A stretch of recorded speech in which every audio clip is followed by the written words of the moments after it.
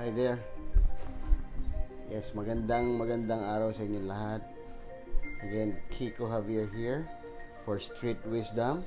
Okay, so I'd like to throw you this question, and I also wanted to share this wisdom.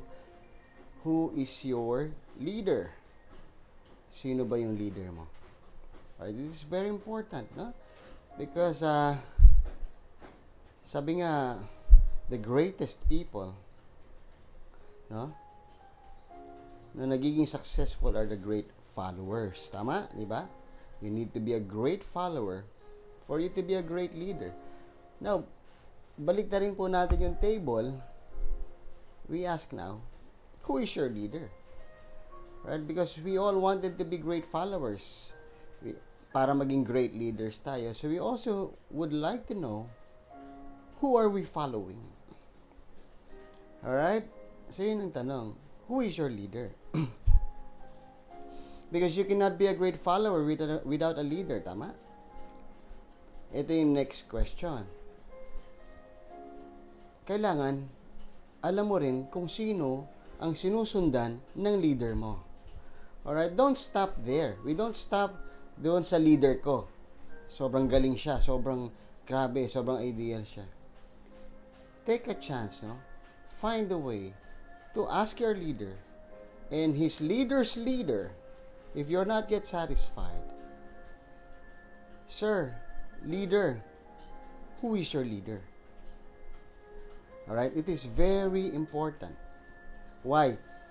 Because, well, common sense will say, kung saan kalye dumadaan ng iyong leader na sumusunod ka, most likely, you will end up where your leader ended. Tama?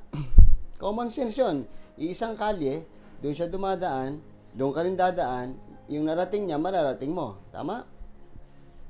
Ang tanong, sino ang sinusundan ng leader mo? Because most likely, kung saan makarating yung sinusundan ng leader mo, doon din siya makakarating na mararating mo.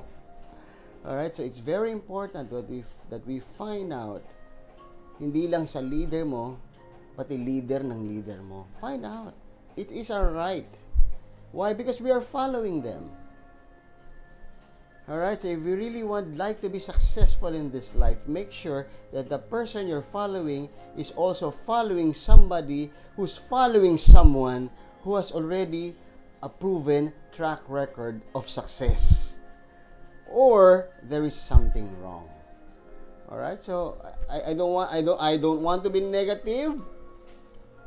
Yeah, but we need to do this. No? It's wise. Yun po yung mga natututunan ko lately.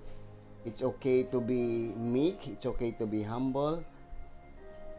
It's okay to be generous, to be kind, but it is also okay to be wise. Let's be wise, no?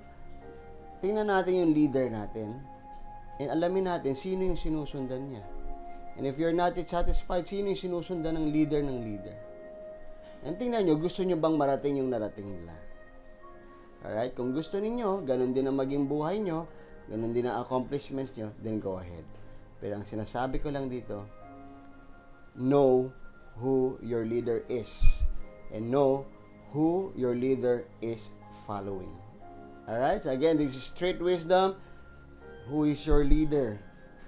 Thank you so much. Kiko Javier here from Cebu. God bless everyone.